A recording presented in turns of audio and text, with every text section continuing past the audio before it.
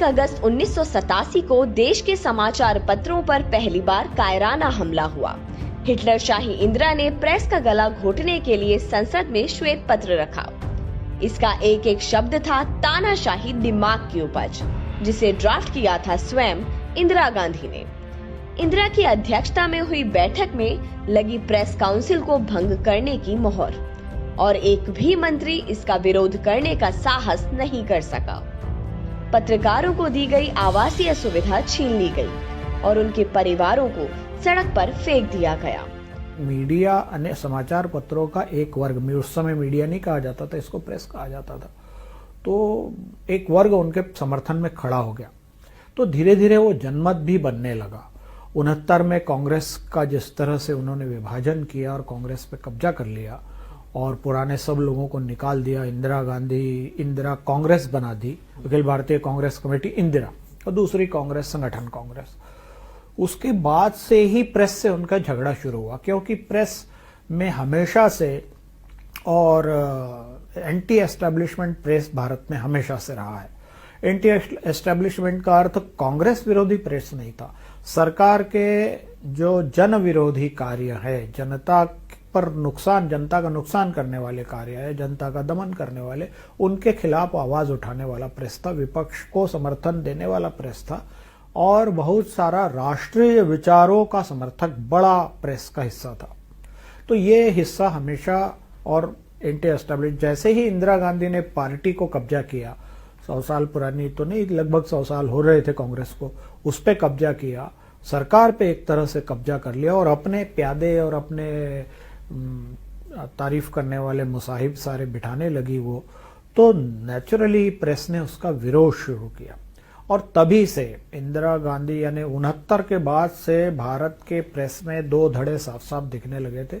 एक अंग्रेजी प्रेस का एक छोटा सा हिस्सा था जो इंदिरा गांधी का आंख मूंद के समर्थन कर रहा था, वैसे हिंदी अखबारों का एक छोटा सा हिस्सा था जो इंदिरा गांधी का समर्थन कर रहा था, लेकिन एक बड़ा हिस्सा अंग्रेजी और हिंदी अखबारों का इंदिरा गांधी की संगठन की और सरकार की नीतियों का विरोध कर रहा था। धीरे धीरे ये विरोध तेज होता गया। देखिए, इमरजेंसी में इंदिरा गांधी की सरकार ने मीडिया का यानी प्रेस का गला घोटा 26 जून को ही घोटा, 26 जून 1975 को। उसी दिन उन्होंने और पहला आदेश प्रेस का गला घोटने के संबंध में निकाला था। वो इसलिए निकाला क्योंकि मीडिया बहुत उग्र था। सच बोलने की हिम्मत रखने वाले विदेशी पत्रकारों को देश निकाला दे दिया गया।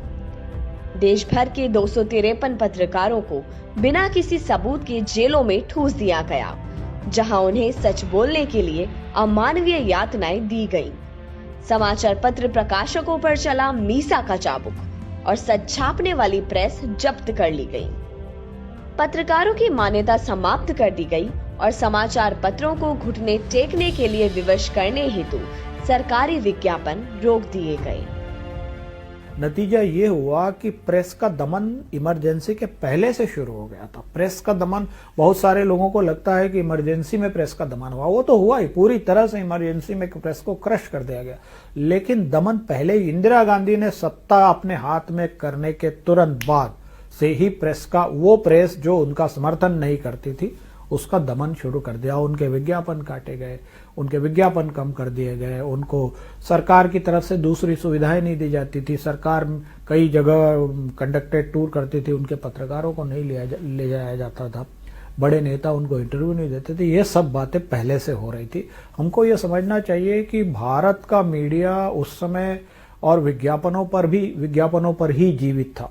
अभी भी मुख्य आय अगर मीडिया की है तो विज्ञापन से है, विज्ञापन ना हो तो मीडिया चल नहीं सकता।